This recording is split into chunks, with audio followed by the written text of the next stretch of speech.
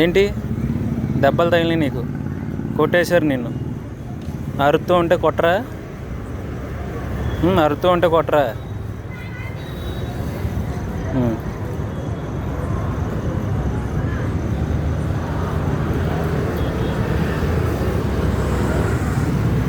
అటో దెబ్బ ఇటో దెబ్బ పాపం కొట్టేశారు రావు దీన్ని.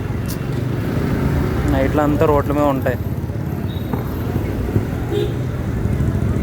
అరుస్తూ ఉంటే వాటి మీద జనాల మీద అరుస్తూ ఉన్న కొద్దీ ఎవడో కూడా రాయిసిరడం వల్ల పాపం తగిలేస్తుంది దెబ్బలు. వీటి